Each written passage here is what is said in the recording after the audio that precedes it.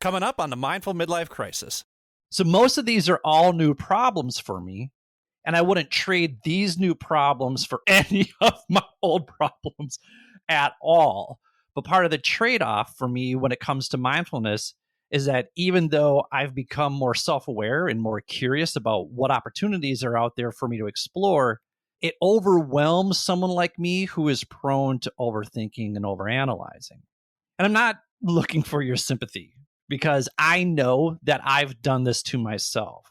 I made the decisions that have led me here, and it's been a mix of challenging moments and isolating moments and emotional moments, but I've also had meaningful moments and breakthrough moments and inspiring moments and joyful moments, and that's the essence of the human existence. But I don't even know how I would be able to process and sort through all these complexities and possibilities if I wasn't practicing mindfulness and if I wasn't going to therapy.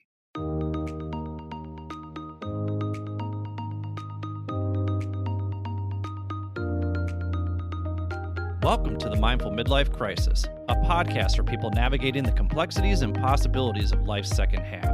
I'm your host, Billy Lahr, an educator, personal trainer, meditation teacher, and overthinker who talks to experts who specialize in social and emotional learning, mindfulness, physical and emotional wellness, cultural awareness, finances, communication, relationships, dating, and parenting, all in an effort to help us better reflect, learn, and grow so we can live a more purpose-filled life.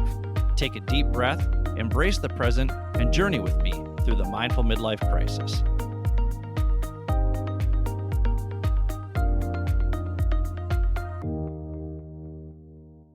Welcome to the Mindful Midlife Crisis. I'm your host, Billy Lahr. Thank you for tuning in wherever you are. The purpose of the show is to help others navigate the complexities and possibilities of life's second half with more curiosity, openness, compassion, and awareness so that you can take inspired and intentional action to jumpstart your life. One way I do this is by providing a platform that gives people the space and permission to share their expertise and life experiences so you can use that information to enhance your life with whatever you find relatable, applicable, and practical. I also share how cultivating my own daily mindfulness practice over the last 10 years has helped me navigate the trials, tribulations, and successes of my own midlife pivot, and I'm teaching you how to navigate life more mindfully through my virtual mindfulness sessions. So if you're interested in learning more about how to cultivate your own regular mindfulness practice, visit www.mindfulmidlifecrisis.com for all of my resources there, including a free Introduction to Mindfulness workbook. I'm looking forward to welcoming you to our Mindful Midlife community, where we welcome people of all ages and backgrounds, because wisdom is not about one's age. Wisdom comes from our ability to reflect, learn, and grow from our own life experiences, while also learning from the experiences of others, regardless of what stage of life we are in, because you just never know what life is going to throw at you. Just remember that you are not alone in your experience. So if you're looking for a community to help you better navigate whatever you've got going on in your life more mindfully, be sure to visit www.mindfulmidlifecrisis.com and access the resources there so you can jumpstart your life. I'm recording this on Wednesday, April 26th, and I fly back to Seoul on Friday the 28th, which means I'm done on my last 2 days here in Japan. Sadly, it's going to rain here all day today, but all in all, I've had some really incredible experiences here, from yakitori restaurants to exploring yokochos and sitting down with locals at various izakayas around town. But if I'm being honest, I've spent most of the last month inside of my Airbnb working on projects for the podcast and my mindfulness coaching. And lately, my mental health has taken a dip. So I thought I would share with you today what's going on with me and how I'm using mindfulness and therapy to manage that dip so that it doesn't escalate into something more serious like a full-blown anxiety attack. And you might hear it in my voice throughout this episode because I can feel how low my energy levels are right now. And they've been that way for the past week. But I think it's important for people to communicate honestly about their mental health so that those of you out there listening who may be experiencing something similar know that you are not alone. But I also want to discuss what I'm doing to manage those emotions, and I want to provide you with some tools that I'm using to keep my foundation intact, despite some small cracks starting to seep in. And you might be thinking, well, if you're practicing mindfulness and going to therapy and you're traveling the world, why are you struggling with your mental health? Honestly, I'm asking myself that every single day. And I'll talk about that in the episode as well. But first and foremost, I want to start by extending gratitude to all of the friends, old and new, that I've hung out with in the past 2 months since I got to Japan. It's been nice to have visitors, whether those were planned or coincidental.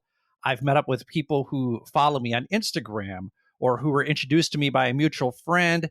And it's also just been nice making new friends along the way, too. It will be refreshing, though, to be around people I already know once I get back to Seoul, because meeting new people so regularly is mentally exhausting, even for an extrovert like me. And it reminds me of what Stephen English said in last week's episode about not being able to be your authentic self when you're in those situations. Because when I first meet people, I'm usually on my best behavior and I don't dial up the Billy until I get to know them a little better, which, to be honest, I think is normal and probably more socially appropriate. I think it's hard to be your authentic self when you first meet someone. And I think repetitively sharing this midlife journey that I'm on right now is keeping me from being able to let my freak flag fly, so to speak. So I'm looking forward to getting back to Seoul, because the first weekend I'm back, I'm emceeing a Johnny Birds show at Studio HBC, and then I'm going hiking with the Soul Share group because it's the 1 year anniversary of joining that community. And of course, my guest from Summer Session 6, Iggy Lee, and I have something planned to commemorate that day. I'm just really looking forward to seeing what nonsense and ridiculousness he has in store. And even if it's just a simple hiking excursion, nothing will make me happier than seeing the community that has embraced and allowed me to be my authentic self more than any community I've been a part of outside of my good friend and former co-host Brian on the bass and my good friend and show regular Matt Hazard. But there's also been something bubbling up inside of me lately. And when I put it all together, it basically can be summed up in one word, and that word is overwhelm. So here's what's been on my mind lately. The biggest stressor I've been thinking about lately is where I'm going to live once I leave Korea. That has actually weighed on me the most. It's weighed on me considerably. But fortunately, I've been able to figure out a place to stay until Thanksgiving. And after Thanksgiving, I'll have to re-examine my options again. My other primary concern is how I'm going to make money during the startup phase of my mindfulness coaching business. Do I need a side gig? Probably. I got to have a steady flow of cash coming in somehow. And where can I find one of those when I'm moving around so much? Does that mean I need to just commit to one location and find a job that does not involve teaching high school students? Or am I going to have to suck it up and be open to working at a school, even though in my heart of hearts, that chapter of my life is completed and I have no desire to go back to that profession? Or can I figure out a remote position of some sort? Do I have enough in my savings from my condo sale to keep me afloat for a few more months while I build this business? How much am I willing to invest in my mindfulness coaching practice while also keeping an eye on my emergency fund in case the ship starts to take on water? And when it comes to this mindfulness coaching practice I'm trying to build, what's the most effective way to market? Because this is all brand new to me. And I'm, in a sense, flying the plane while it's being built. I'm mixing a lot of metaphors here today. Just go with it. I used to teach English. I got metaphors all over the place. When it comes to my personal life, how do I maintain the relationships and friendships I've made while traveling over the past year? Which means I'm still wrestling with the people pleaser that's in me, because I'm finding it really difficult to say goodbye to the people who continue to enhance my experiences through their friendship and their stories. So it feels like I'm meeting these amazing people, but only getting to know them just long enough to know I want to spend more time with them, even though my time here is limited. I'm not even talking about romantic relationships. I just mean the people I meet and make friends with along the way. I don't even think it's possible or responsible for me to be in a relationship with someone if there's so much uncertainty when it comes to my living situation and to my finances. Does that mean I have to get more comfortable with being alone? is that motivation for buckling down and keeping my eyes on the prize. And then finally, the always present thought that takes up space in my mind is this lack of stability and routine, which means I've fallen back into some unhealthy habits or I've just ignored healthier habits. So most of these are all new problems for me, and I wouldn't trade these new problems for any of my old problems at all. But part of the trade-off for me when it comes to mindfulness is that even though I've become more self-aware and more curious about what opportunities are out there for me to explore, it overwhelms someone like me who is prone to overthinking and overanalyzing. And I'm not looking for your sympathy because I know that I've done this to myself. I made the decisions that have led me here, and it's been a mix of challenging moments and isolating moments and emotional moments, but I've also had meaningful moments and breakthrough moments and inspiring moments and joyful moments, and that's the essence of the human existence. But I don't even know how I would be able to process and sort through all these complexities and possibilities if I wasn't practicing mindfulness and if I wasn't going to therapy. And I've had it pretty good my whole life. I haven't experienced the same level of trauma that someone like Dr. Sheree Walker from episode 71 has experienced. Side note, I'm excited to share with you that she's coming back on the show in a few weeks to talk about ACEs, which means adverse childhood experiences. And her ACEs score is off the charts. And she just has a remarkable story. And she's accomplished so much in her life. And what she's accomplished in her life is absolutely incredible. So I'm really looking forward to having her back on the show to share her story because I just think she's such an incredible human being. But do you see what I just did there? I started to compare my inner anguish with the trauma she and others have experienced. Now, if I'm in a good headspace, it reminds me to be grateful for all that I have in my life. But if I'm in a negative headspace, I feel this great sense of shame, like, what do you have to be so overwhelmed about? And she even says in episode 71 that we need to be careful not to compare our stories and situations to others. And of course, I know that, but I'm also human. So I find myself sulking in that shame that started out as sadness or loneliness or whatever negative emotion was bubbling up at that time. And it manifests into something that becomes all-consuming and overwhelming. So how do I and how do those of you out there who relate to this way of thinking manage this? Well, what I'm always reminded of when I lead mindfulness sessions is that we are not our thoughts. I am not an anxious person, and I need to stop referring to myself as an anxious person. Instead, I am feeling anxious. And if I were to tally up which emotions I've been feeling the most lately, they would likely come up from the overwhelmed department. But that doesn't mean that I'm overwhelmed. It just means that I'm feeling overwhelmed. But like any other feeling, that too shall pass. If we go back to this idea of impermanence that I talked about in episode 92, our thoughts, feelings, and emotions, all of these come and go. And yes, I've felt overwhelmed the last week or so, but I have not let it deter me from doing some things that I've really enjoyed. I went to Mount Fuji and lucked out with clear skies so I could see the top. I went out to eat with 3 new friends in the past week. I went to Team Lab, which was easily one of the best experiences I've had in Japan. And I got a private Iaido lesson from a badass samurai. So yeah, even though I'm feeling overwhelmed and I'm tumbling around in this uncertainty about the future, just like I talked about way back in episode 53 when I was struggling with the gray areas of my life, I'm able to recognize that, yeah, I may be in a funk right now. But when I compare how I'm handling this funk I'm in now to the way I was handling that funk a year ago, oh my God, I am in a much healthier headspace. And I can hang my hat on knowing that I've made some significant progress when it comes to managing my emotions because of my mindfulness practice and because I've been going to therapy. And another thing that keeps coming up for me when I'm doing my mindfulness practice is that I recognize that when the time comes to pack up and move on to another city or another country, I start feeling more and more anxious and more overwhelmed. And I don't think I did myself any favors the first 3 months of this year because I was packing up and moving to another city or another country every week or so.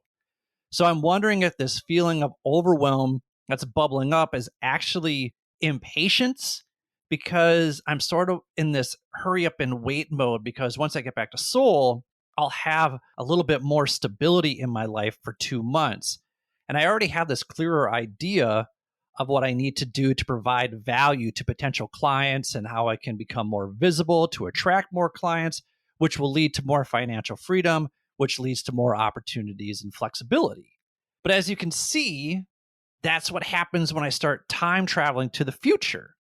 And when I do that, it robs me of all that's good and possible and happening in the present. Yes, we need to think about the future, but what I've been doing lately is letting my thoughts about my uncertain future become so overwhelming that it's left me in this funk. Again, without my mindfulness practice, I don't think I'd be able to process these emotions and be as self aware of how these emotions are impacting me. Look, I'm not saying that mindfulness is the cure all for what's ailing you mentally and emotionally. But if we take an experiment mindset like Jason Robinson talked about in episode 84, then we can figure out if mindfulness is something that may help us manage whatever anxiety or stress or feelings or ruminations or lack of focus we may be experiencing at this time. Another excellent resource for me has been my BetterHelp therapist, Lacey. The other day, I shared everything I'm sharing with you with her, except I was much more dysregulated than I am today. It was an emotional conversation because those feelings of overwhelm and impatience and uncertainty just got the best of me. But Lacey listened, we processed through it, and she gave me some really great advice. She said, "What can you leave for Seoul so you can be present and enjoy your last week in Tokyo?" And when she gave me the permission to just let go of some of these things that were occupying my mind, I actually was able to unlock some creativity, and I created some minimally viable content because my good friend Lori Seitz from episode 43, I just had a conversation with her recently. She told me, "Look, dude, it doesn't need to be perfect," which is really difficult for someone like me who feels like a perfectionist, who feels like things need to be perfect. But she said it doesn't have to be perfect. You just need to get it out there for people to see, and then you can use their feedback to make improvements. And the thing is, that's usually my approach to things when I'm feeling confident. But these other feelings have been blocking confidence's way to the table, and my confidence is starving a bit. But when Lacey gave me that permission to leave it for Seoul, I felt this huge weight being lifted off my chest, and I was able to channel that energy into something I feel comfortable putting my name on for now. So let's do this. Let's take a quick break. And when we come back, I'm going to lead you through a helpful mindfulness practice in which we use the image of a snow globe to bring our focus back to our breath. Thank you for listening to the Mindful Midlife Crisis. Thank you for listening to the Mindful Midlife Crisis. If you're enjoying what you've heard so far, please do me a favor and hit the subscribe button. Also, giving the show a quick 5-star review with a few kind words helps others find and benefit from this podcast just like you are. Finally, please spread the wealth of free knowledge and advice in this episode by sharing it with the people in your life who may find this information and my mission to help others live a more purpose-filled life valuable. My hope is that these conversations resonate with others and inspire people to live their best lives. Thanks again. And now, back to the show. Welcome back to the Mindful Midlife Crisis. I shared with you some of the overwhelming thoughts that have been bubbling up for me, and I share with you how mindfulness and therapy have helped me keep those feelings of overwhelm in check. So what I want to do now is show you how a guided meditation may be able to help you manage those moments when you're ruminating about something or when you're feeling anxious, depressed, overwhelmed, insecure, or when you're struggling with focus. And we're going to do that today with a meditation that will guide us through bringing our mind back to the focus on our breath when we get carried away by our thoughts. And remember that thoughts are part of everyone's human experience. You don't need to push them away in order to practice mindfulness. Actually, learning how to bring your mind back from its thoughts is the practice. But the question is, how do you let go of the thoughts once they've pulled you in? So, this practice will offer one way to unhook yourself from those thoughts and simply let them be. Without pushing the thoughts away or denying their presence, you can be aware of the thinking mind while remaining unattached. So, during this meditation practice, you can choose to be seated or lying down. But if you're going to follow along with this practice, please make sure you are somewhere safe. If you are driving, please wait until you are off the road to do this practice. If you're doing something that requires your full attention, please wait to do this practice until you find a time where you can be fully present with it. Okay? Okay. So let us begin by getting into a comfortable position, either lying on the floor with your feet uncrossed, falling away from each other, arms at your side, or, if you prefer to be in a chair, sit in a dignified posture with your back away from the back of the chair, chest proud, feet flat on the floor, and hands wherever they're most comfortable. And now that you've found a comfortable position, I invite you to close your eyes, or if it's more comfortable, simply lower your gaze. Now let's take a moment to settle in using our breath with a long, slow, but even inhale through the nose, and then slowly letting that air back out through the nostrils on the exhale.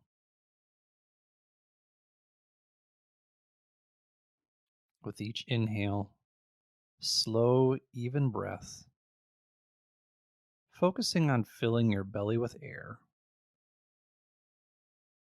and then slowly and evenly exhaling the air, gently letting your belly fall on the out breath.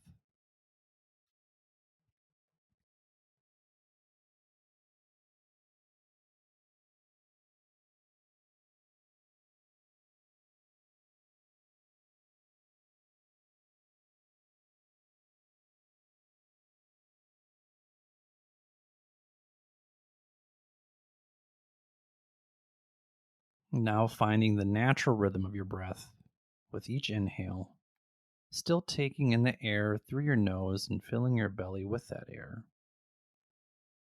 And on each exhale, letting the air pass through the nostrils gently while softening the belly.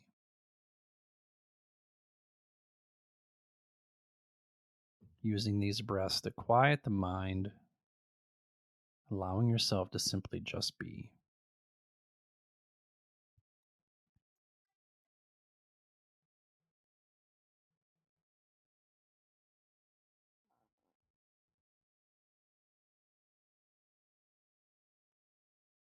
And as you breathe, please bring kind awareness to why you chose this meditation, how your belly, chest, and head each feel during this meditation,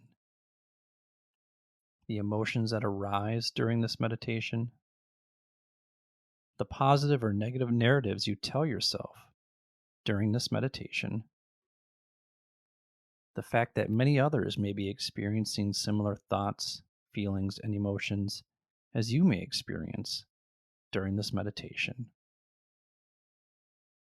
how you might feel with having increased awareness, and when you can apply this increased awareness in your day-to-day life.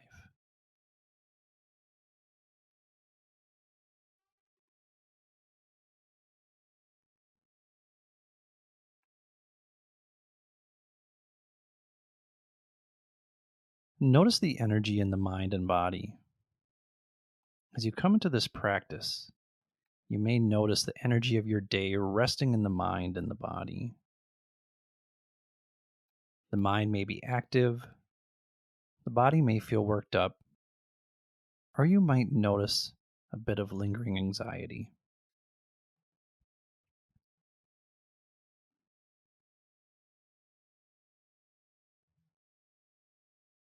Now I want you to imagine a shaken snow globe with all that energy swirling around. And as you rest, The little snowflakes fall gently to the ground.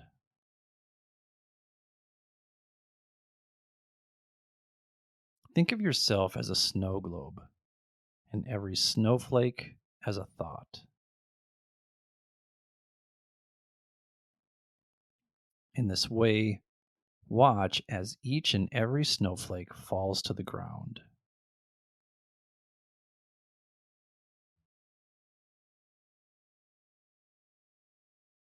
Do not force yourself to calm down. Rather, let it happen slowly and organically.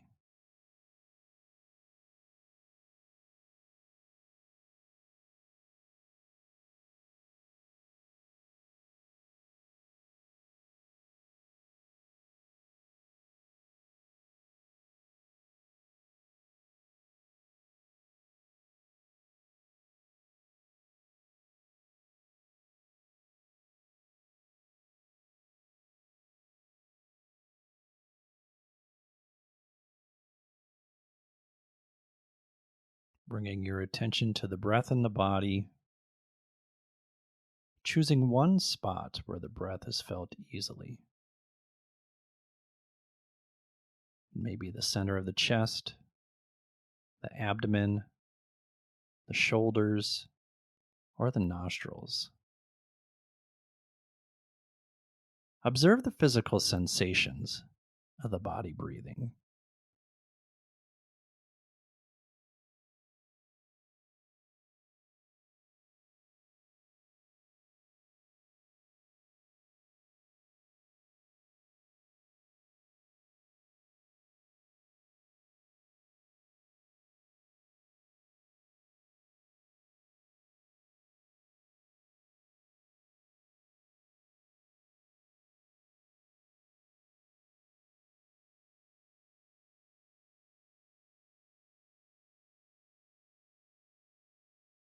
Observe the breath for a few moments and bring the mind back when it wanders.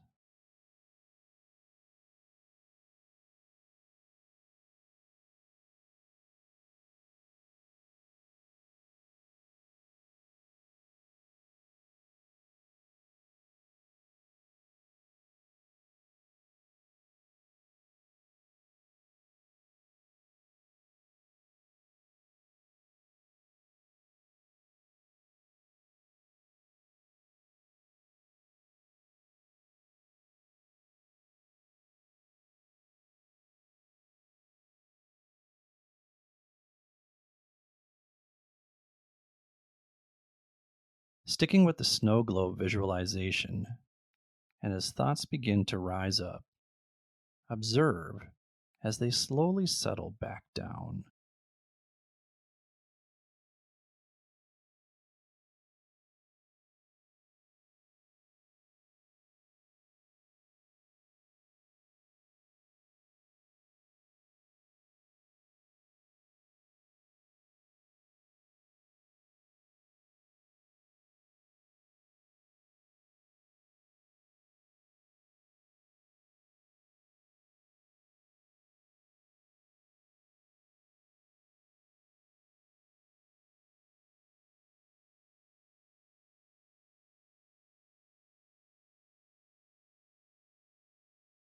And now opening your awareness to include your thoughts and your general mental state.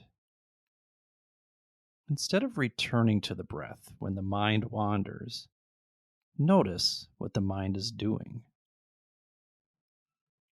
You may notice yourself planning, fantasizing, figuring out, or replaying past experiences. Whatever you observe the mind doing, let it be.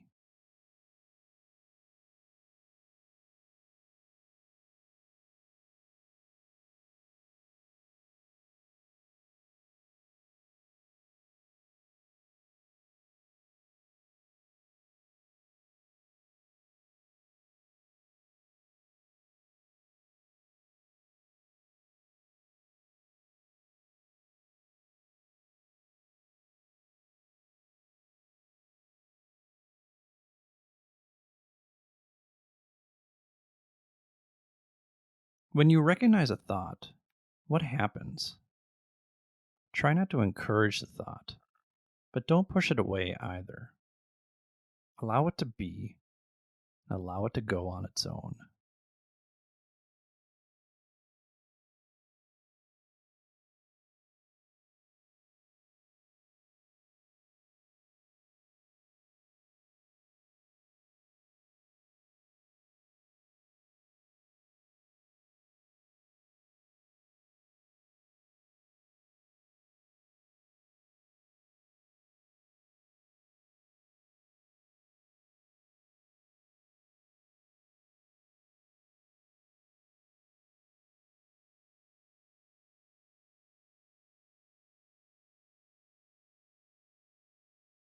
See if you can watch the passing of the thought as it follows its natural trajectory and leaves the mind.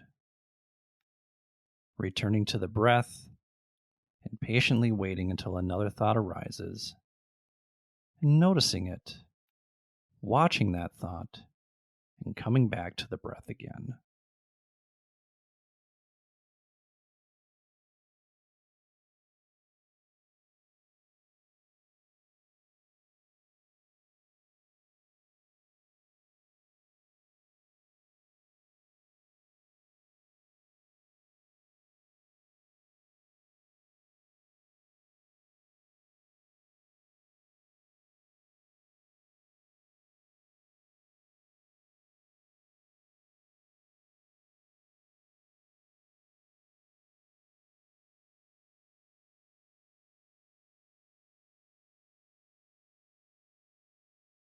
Continue with mindfulness of the breath and the thoughts, noticing when you're lost in thought or when the mind wanders for some time.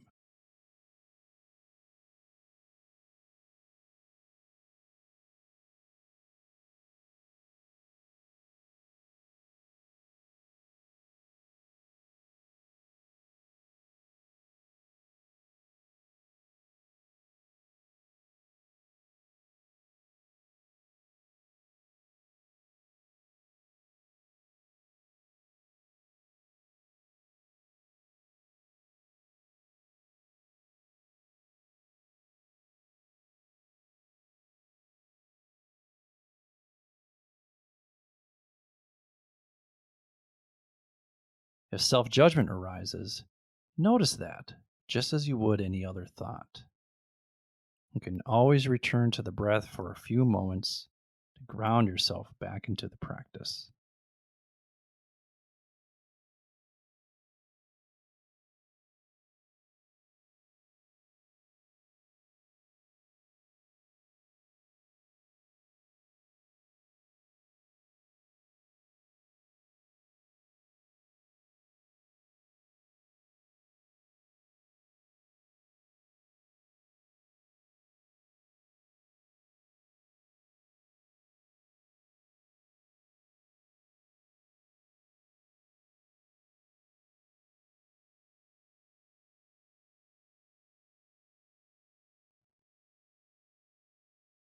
And now allow yourself to come back to your breath,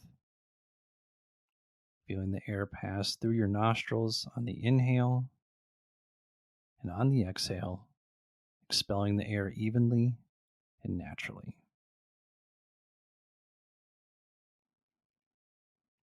And as we come to a close, take one more long, slow, even inhale. And at the bottom of your exhale, open your eyes. Take inventory of the sensations of your body and bring awareness to your surroundings. And welcome back. So, what was that experience like for you? What came up during this practice? Where did you feel this practice in your body? What thoughts or emotions bubbled up for you? You may feel like writing down what you experienced and what you're currently experiencing following this mindfulness practice. So my suggestion would be to grab yourself a notebook and a pen and put your experiences with this practice into words. If you prefer typing it, go for it. Maybe start a little Google Doc or a Word doc and use it to document your mindfulness practice from time to time. And when you're finished doing that, you can return to this episode. And while you're doing that, we'll take a break. Thank you for listening to the Mindful Midlife Crisis. Thank you for listening to the Mindful Midlife Crisis. New episodes come out every Wednesday to help you get over the midweek hump. If you'd like to contact me, or if you have suggestions about what you'd like to hear on the show, visit www.mindfulmidlifecrisis.com and click Contact Us. While you're there, don't forget to sign up for the newsletter to get free weekly meditations as well as free resources from our Reflect, Learn, Grow program. You can also click on the show notes for links to the articles and resources we reference throughout the show. If you want to check out my worldly adventures, follow me on Instagram at mindful_midlife_crisis. My hope is that my trials, tribulations, and successes will inspire you to take intentional action to live a more purpose-filled life. And while you're at it, remember to show yourself some love every now and then, too. Thanks again. And now, back to the show. Welcome back to the Mindful Midlife Crisis. How are you feeling now that you've processed that meditation? Do you feel like cultivating a regular mindfulness practice is something that might benefit you moving forward? Well, if so, go to www.mindfulmidlifecrisis.com and click on the banner at the top to get more information about joining our Mindful Midlife community. We welcome people of all ages and backgrounds. If you have questions, please feel free to contact me.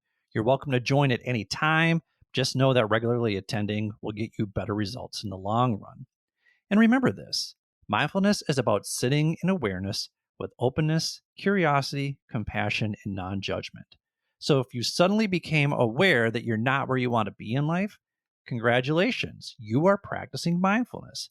My job is to help guide you through that process so you can reflect, learn, and grow. Now, sometimes the challenges life throws our way requires a little more support. And even though I practice mindfulness on a daily basis and I can help you cultivate a mindfulness practice of your own, I also like processing some of these big life changes that come up during my mindfulness practice with my BetterHelp therapist, Lacey. Now, BetterHelp is not a sponsor of this show yet, but I am more than okay with giving them a little bit of free advertising because I'm a huge advocate of therapy, clearly.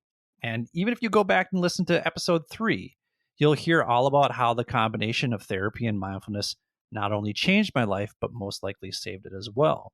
So if you're looking for more affordable mental health services, you can get a free week of BetterHelp by going to the show notes and clicking on the referral link.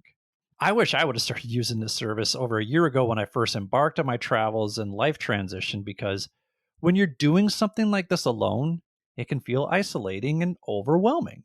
So it's nice to have a community of support to help you process everything you've got going on so you can follow through on those life-changing daily habits that will help you jumpstart your life. And remember, progress is not linear.